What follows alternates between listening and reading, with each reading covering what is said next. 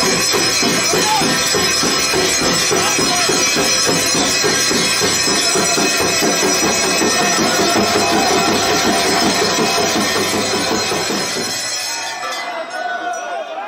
Friends, स्वागत है आपका आज के वीडियो में। आज के वीडियो में हम 12 ज्योतिर्लिंगों के दर्शन करेंगे।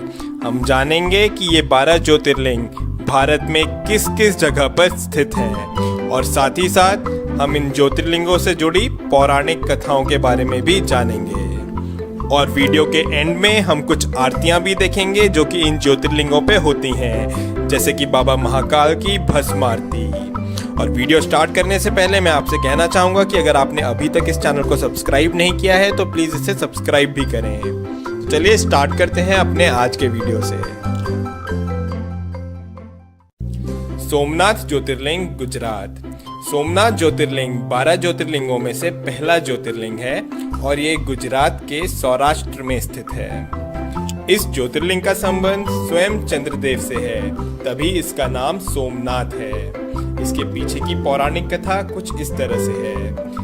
चंद्रदेव की शादी दक्ष की 27 बेटियों के साथ हुई थी। इन 27 रानियों में से चंद्रदेव रोहिणी नामक रानी का ज्यादा ध्यान रखते थे और बाकी रानियों पे ध्यान नहीं देते थे। इस पर क्रोधित होकर के दक्ष ने चंद्रदेव को श्राप दिया कि चंद्रदेव की रोशनी का तेज कम होता जाएगा। इस श्राप से बचने के लिए चंद्रदेव ने भगवान शिव की आराधना करी और इस पर प्रसन्न होकर के भगवान शिव ने चंद्रदेव को इस श्राप से मुक्त किया। पौराणिक कथाओं के अनुसार माना जाता है कि चंद्रदेव ने ये मंदिर सोने का बनवाया था। उसके बाद रावण ने इस मंदिर को चांदी का बनवाया और फिर श्री कृष्ण ने इस मंदिर को चंदन का बनवाया। इतिहास के अनुसार माना जाता है कि अलग अलग युद्धों की वजह से सोमनाथ मंदिर 17 बार टूटा है और इसका पुनर्निर्माण हुआ है।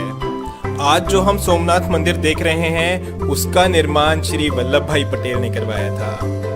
और ये है सोमनाथ ज्योतिर्लिंग के आरती के दर्शन।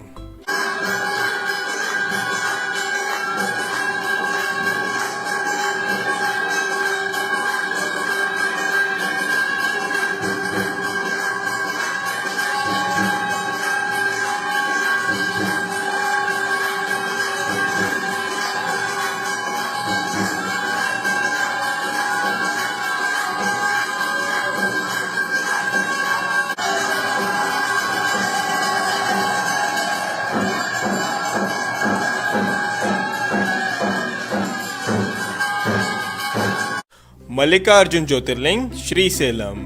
मल्लिकार्जुन ज्योतिर्लिंग आंध्र प्रदेश में श्रीसेलम नाम की जगह में कृष्णा नदी के तट पर स्थित है। इसकी पौराणिक कथा कुछ इस तरह है।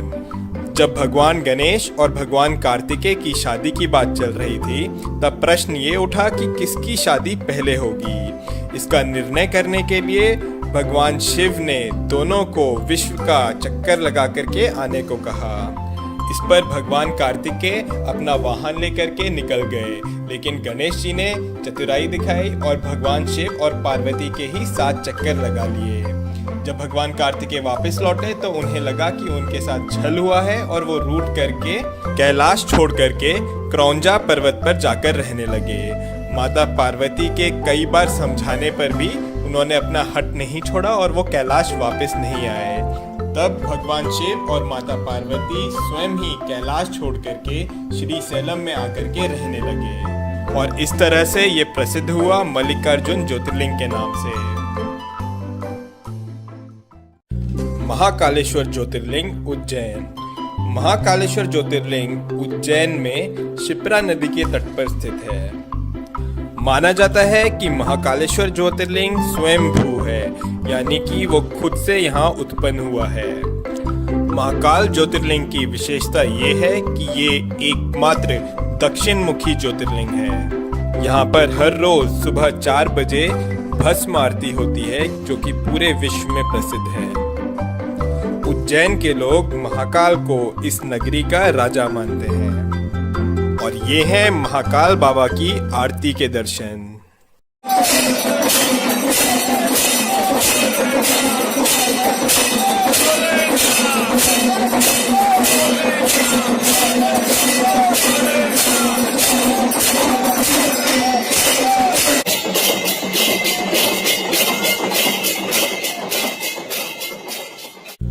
ओमकारेश्वर ज्योतिर्लिंग मध्य प्रदेश। मध्य प्रदेश में महाकाल बाबा के अलावा ओमकारेश्वर ज्योतिर्लिंग भी है। ये ज्योतिर्लिंग इंदौर के पास खांडवा डिस्ट्रिक्ट में नर्मदा नदी के तट पर स्थित है। ये ज्योतिर्लिंग जिस पहाड़ पर है वो पहाड़ नर्मदा नदी के बीच एक द्वीप है। इस पहाड़ के चारों ओर नर्मदा नदी बहती है और इस वजह से ये पहाड़ ओम के आकार में है और तभी इस ज्योतिर्लिंग को ओमकारेश्वर के नाम से जाना जाता है।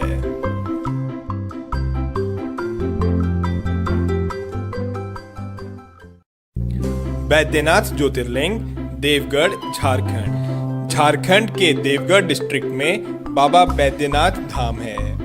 पूरे भारत में यही सिर्फ एक ऐसा मंदिर है जहां पर ज्योतिर्लिंग और शक्तिपीठ दोनों एक साथ है। बाबा बैद्यनाथ को लेकर के कई सारी पौराणिक कथाएं हैं और उनमें एक कथा ये भी है कि यही वो जगह है जहां पर रावण ने भगवान शिव को प्रसन्न करने के लिए अपने 10 सिरों का बलिदान दिया था। भगवान शंकर ने प्रसन्न होकर के रावण को दर्शन दिए और रावण का इलाज किया। तभी इस धाम को बैद्यनाथ के नाम से जाना जाता है क्योंकि भगवान शंकर ने वैद्य की तरह रावण को ठीक किया। भीमाशंकर ज्योतिर्लिंग महाराष्ट्र। भीमाशंकर ज्योतिर्लिंग महाराष्ट्र में पुणे के पास सह्याद्री हिल्स पर है। यहाँ से भीमा नदी उत्पन्न होती है। इसकी पौराणिक कथा कुछ इस तरह से है। त्रिपुरासुर नामक राक्षस इस जगह पर काफी उत्पात मचा रहा था। उसको खत्म करने के लिए भगवान शिव खुद यहाँ पर आए और उससे युद्ध किया और उसको खत्म किया। युद्ध के बाद भगवान शिव काफी थक गए थे और यहाँ पर बैठ करके उन्होंने आराम किया और माना जाता है कि भीमा नदी उनके पसीने से निकलने वाले जल से उत्पन्न हुई। इसके बाद वहाँ के लोगों ने भगवान शिव से प्रार्थना करी कि वो यहीं पर ही बस जाएं, तो भगवान शिव प्रसन्न होकर के यहाँ पर हमेशा के लिए भीमाशंकर ज्योतिर्लिंग के रूप में स्थापित हो गए। रामेश्वर ज्योतिर्लिंग तमिलनाडु। रामेश्वर ज्योतिर्लिंग तमिलनाडु में रामनाथ नाम की जगह पर है। ये 12 ज्योतिर्लिंगों में से एक ज्योतिर्लिंग तो है ही, साथ ही साथ ये हिंदू धर्म के अनुसार 4 धामों में से एक धाम भी है। रामेश्वर ज्योतिर्लिंग की स्थापना स्वयं श्री राम ने करी थी।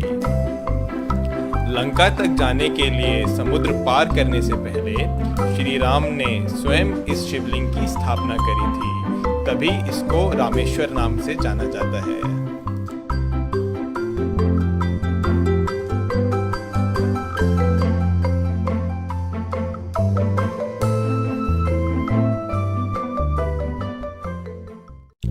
नागेश्वर ज्योतिर्लिंग गुजरात।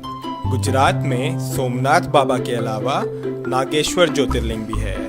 ये ज्योतिर्लिंग गुजरात में द्वारका के पास दारुकावना नामक जंगल में स्थित है। ये ज्योतिर्लिंग बाबा शंकर के नागों के रूप को दर्शाता है। शिव पुराण के अनुसार इसकी एक कथा भी है। माना जाता है कि यहाँ पर एक राक्षस का जोड़ा रहता था जिसका नाम था दारुका और दारुकी।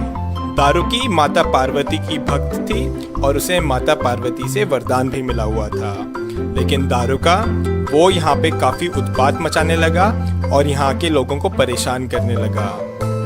उसने सुप्रिया नामक एक शिव भक्त को कई अन्य लोगों के साथ बंदी बना लिया। इस पर सब लोगों ने शिव जाप शुरू कर दिया और तब शिव ने उनकी रक्षा के लिए यहाँ पर ज्योतिर्लिंग का रूप लिया। तब से यहाँ पर भगवान शिव नागेश्वर ज्योतिर्लिंग के रूप में विराजमान हैं।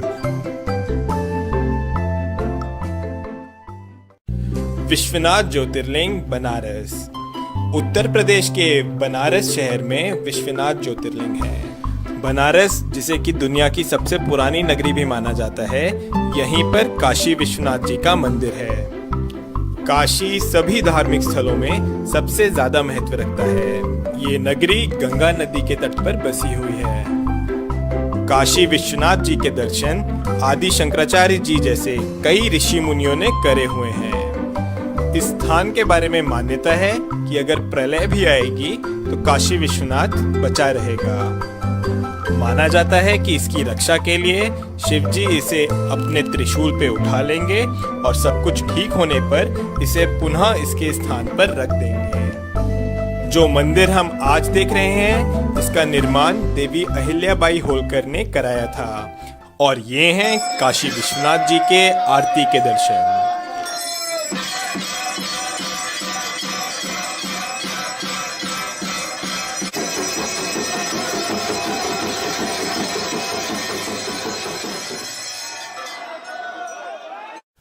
त्र्यंबकेश्वर ज्योतिर्लिंग नासिक।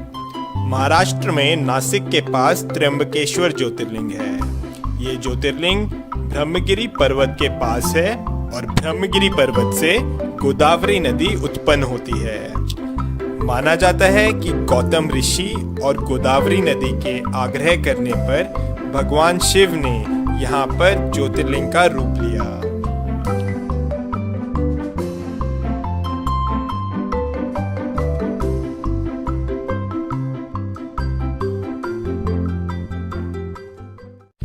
केदारनाथ ज्योतिर्लिंग उत्तराखंड। उत्तराखंड में रुद्रप्रयाग जिले में केदारनाथ ज्योतिर्लिंग है। गौरीकुंड से आगे जाकर के मंदाकिनी नदी के तट पर बाबा केदारनाथ विराजमान है। इस मंदिर का निर्माण पांडवों ने करवाया था। महाभारत के युद्ध के पश्चात पांडव अपने भाइयों की हत्या के पाप से मुक्त होना चाहते थे, इसलिए वो भगवान शंकर के दर्शन चाहते थे। पर भगवान शिव उनसे रुष्ट थे, इसलिए उन्हें दर्शन नहीं देना चाह रहे थे और इसलिए भगवान शिव बैल का रूप धारण करके केदारनाथ पहुंच गए। लेकिन पांडव उनका पीछा करते करते केदारनाथ भी आ गए। तब भगवान शिव धरती में समाने लगे, लेकिन भीम ने बैल की पीठ पकड़ ली थी। तभी यहाँ पर केदारनाथ शिवलिंग बैल के पीठ के रूप में है। भगवान शिव ने पांडवों को दर्शन दिए और उन्हें पाप से मुक्त किया। पांडवों ने यहाँ पर फिर केदारनाथ मंदिर का निर्माण करवाया। ये मंदिर काफी पुराना है और माना जाता है कि करीब 400 साल तक ये मंदिर बर्फ के अंदर दबा हुआ था। कृष्णेश्वर ज्योतिर्लिंग महाराष्ट्र। महाराष्ट्र में औरंगाबाद के पास एलोरा केव्स हैं और इन्हीं एलोरा केव्स के पास में है कृष्णेश्वर ज्योतिर्लिंग। इस ज्योतिर्लिंग की मान्यता ये है कि यहाँ पर घुष्मा नाम की एक शिव भक्त थी। उसके पुत्र को उसकी ही बहन ने छल से मारा था। अपनी भक्त पर इस तरह के अन्याय को देख भगवान शिव यहाँ पर प्रकट हुए और घुष्मा को दर्शन दिए और इसके बाद भगवान शिव यहाँ पर ज्योतिर्लिंग के रूप में स्थापित हो गए। तो ये हैं हमारे 12 ज्योतिर्लिंग। सौराष्ट्र सोमनाथम च श्रीशैले मल्लिकार्जुनम, उज्जैन्याम महाकालम ओमकारम अमलेश्वरम, परल्याम वैद्यनाथम च डाकन्याम भीमशंकरम, सेतुबंदे तु रामेशम नागेशम दारुकावने, वाराणस्याम तु विश्वेशम त्र्यंबकम गौतमी तटे, हिमालय तु केदारम घुष्मेशम च शिवालय। ओम नमः शिवाय। और ये हैं कुछ वीडियोस जो यहाँ की आरतियों की हैं।